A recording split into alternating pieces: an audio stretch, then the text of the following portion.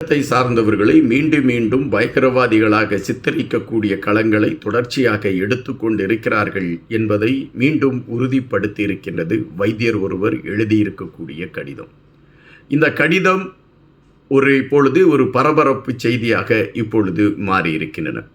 இலங்கை ஆட்சி களத்தை நாம் வைத்து பார்க்கின்ற பொழுது இலங்கை ஆட்சி களத்தில் தமிழர்களுடைய உரிமைகள் பேசுபடு பொருளாக உருவாகக்கூடிய களங்கள் எடுத்து வைக்கப்படுகின்ற ஒவ்வொரு சூழலிலும் அதற்கு எதிர்வினை ஆற்றக்கூடிய களத்தை ஆட்சியில் இருக்கக்கூடியவர்கள் எடுப்பார்கள்.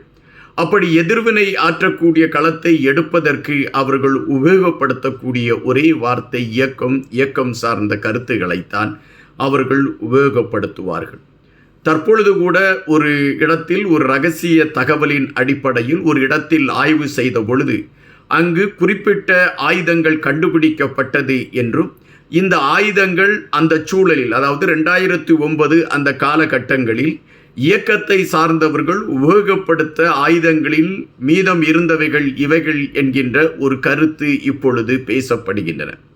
உண்மையிலே இந்த ஆயுதங்களை அந்த இயக்கத்தை சார்ந்தவர்கள் தான் பயன்படுத்தி கொண்டிருந்தார்களா, அல்லது வேறு இயக்கங்களை சார்ந்தவர்கள் பயன்படுத்திவிட்டு இந்த இயக்கத்தின் மீது பழிகளை சுமத்துகிறார்களா?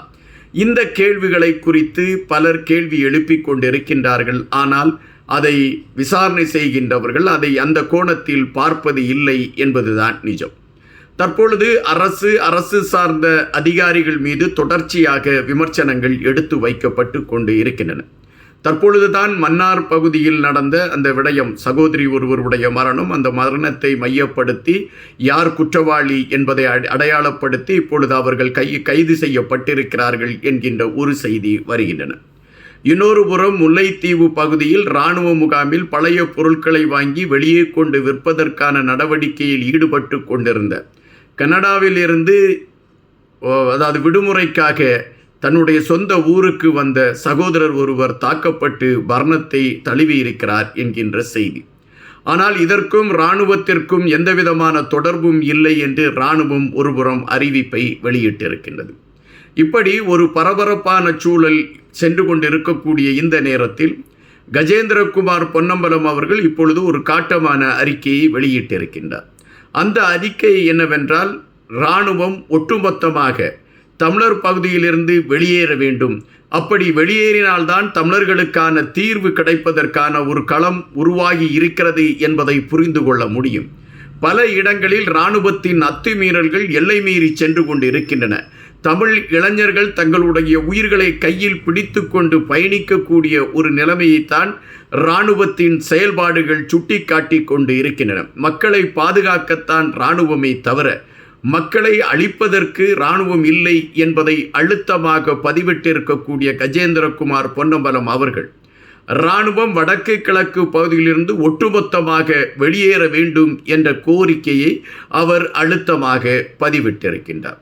தொடர்ச்சியாக அரசு அதிகாரிகளை மையப்படுத்தி எதிர்கருத்துகள் வந்து கொண்டிருக்கக்கூடிய இந்த சூழலில் இவைகளை திசை திருப்புவதற்கான ஒரு களத்தை எடுக்க வேண்டும் என்பது திட்டமிடப்படுகின்ற ஒரு விடயமாக இருக்கின்றது. அதனால்தான் யாரோ பதுக்கி வைத்திருந்த ஆயுதங்களை இப்பொழுது இயக்கத்தை சார்ந்தவர்கள் பதுக்கி வைத்திருக்கிறார்கள் என்கின்ற களத்தை கொண்டு வந்து நிறுத்தி இந்த பரபரப்பு செய்திகளை சற்று திசை திருப்புவதற்கான ஒரு களத்தை எடுத்திருக்கிறதா அரசு சார்ந்த அதிகாரிகள் என்கின்ற கேள்விகள் எழும்பிக் கொண்டு இருக்கின்றன. அதே வேளையில்தான் இப்பொழுது அரசு அதிகாரி, அதாவது வைத்தியசாலையில் இருக்கக்கூடிய மருத்துவர் ஒருவர், அதாவது அரசு மருத்துவர் ஒருவருக்கு எழுதியிருக்கக்கூடிய ஒரு கடிதம், அதாவது இன்பராசா விஜயலட்சுமி அவர்களுக்கு எழுதியிருக்கக்கூடிய கடிதத்தில் அவர் குறிப்பிட்டிருக்கக்கூடிய சில வாசகங்கள் பெரும் பரபரப்பை கூட்டியிருக்கிறது என்பதாகத்தான் கணிக்க முடிகின்றது.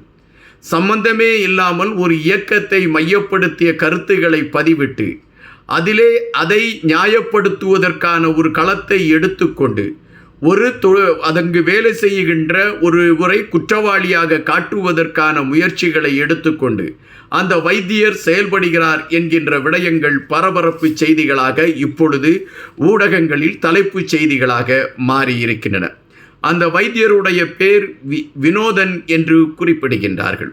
இந்த வினோதன் அவர்கள் இன்பராசா விஜயலட்சுமி அவர்களுக்கு ஒரு கடிதம் எழுதுகிறார். இன்பராசா விஜயலட்சுமி அவர்கள் அந்த சுகாதாரத்துறை அலுவலகத்தில் ஒரு பணியாளராக பணிபுரிந்து கொண்டிருக்கின்றார். அவருக்கு இந்த வினோதன் என்கின்ற வைத்தியர் ஒரு கடிதத்தை எழுதுகின்றார். அந்த கடிதத்தில் இவர்கள் செயல்படுகின்ற விதங்கள் அனைத்தையுமே குற்றம் சாட்டக்கூடிய அளவில் அவருடைய கடிதம் இருப்பதாக ஊடகங்கள் செய்திகளை பதிவிடுகின்றது. குறிப்பாக அந்த கடிதத்தை மையப்படுத்திய ஒரு நகலையும் ஊடகங்கள் வெளியிட்டிருக்கின்றன. அதில் குறிப்பிட்டிருக்கக்கூடிய ஒரு விடயம் என்னவென்றால், பயங்கரவாத அமைப்பில் செயல்பட்டு கொண்டிருக்கக்கூடிய ஒருவருடைய மனைவியாக இருக்கக்கூடிய இன்பராசா விஜயலட்சுமி அவர்கள் இன்றும் அந்த இயக்கத்தோடு தொடர்பில் இருக்கிறார். அவருடைய கணவரும் அந்த இயக்கத்தோடு தொடர்பில் இருக்கிறார்கள். இவர்கள் நாட்டுக்கு தீங்கு இழைக்கக்கூடியவர்களாக இருக்கின்றார்கள். இங்கு வேலை செய்யக்கூடிய இடத்தில் இவர்களுடைய செயல்பாடுகள் திருப்திகரமாக இல்லை. எனவே இவர்களை பணியிலிருந்து அப்புறப்படுத்த வேண்டும் என்கின்ற கண்ணோட்டத்தில் இந்த செய்திகளை முன்னிலைப்படுத்தி வினோதன் அவர்கள் கருத்துக்களை பதிவிட்டிருக்கிறார் என்று அந்த கடிதம் குறிப்பிடுகின்றது. வினோதன் அவர்கள் மீது தொடர்ச்சியாக விமர்சனங்கள் இருந்து கொண்டே இருக்கின்றன.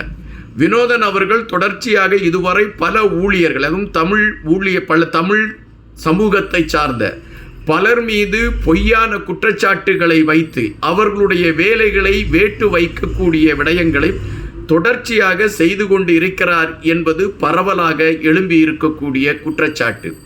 தற்பொழுது இன்பராசா விஜயலட்சுமி மீது அவர் வைத்திருக்கக்கூடிய குற்றச்சாட்டு கூட காழ்ப்புணர்ச்சியில் எழுப்பப்பட்டிருக்கக்கூடிய ஒரு குற்றச்சாட்டு என்றுதான் பலரும் எடுத்து வைக்கின்றார்கள். ஆனால் எதற்காக அந்த காழ்ப்புணர்ச்சியில் வைக்கக்கூடிய குற்றச்சாட்டில் அந்த இன்பராசா விஜயலட்சுமி அவர்களுடைய கணவரை மையப்படுத்திய கருத்துக்களை பதிவிட வேண்டும் என்கின்ற கேள்வியும் எழும்பாமல் இல்லை.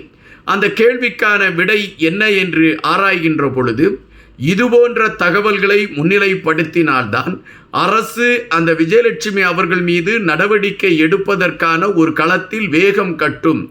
எனவே ஒரு பயங்கரவாத அமைப்பின் செயல்பட்டு கொண்டிருக்கக்கூடிய கணவரோடு இணைந்து பயணித்து கொண்டிருக்கக்கூடிய இந்த விஜயலட்சுமி அவர்களும் அதுபோன்ற மனநிலையில் பயணிக்கக்கூடியவர்கள் என்கின்ற கருத்தை கொண்டு வந்து நிறுத்தி அதன் அடிப்படையில் இன்பராசா விஜயலட்சுமி அவர்களுடைய பதவியை காலி செய்வதற்கான ஒரு களத்தை எடுப்பதற்காக வினோதன் அவர்கள் முயன்றிருக்கிறார்கள் என்கின்ற செய்திகளைத்தான் பலரும் இன்று முன்னெடுத்து வைக்கின்றார்கள்.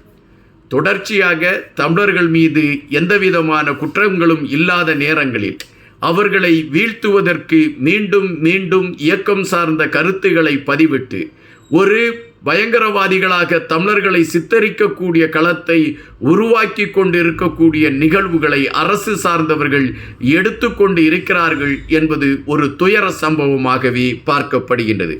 தற்பொழுது இந்த விடயம் இலங்கை அரசியல் களத்தில் இப்பொழுது ஒரு பரபரப்பு செய்தியாக மாறியிருக்கிறது. நன்றியுடன் இன்பா.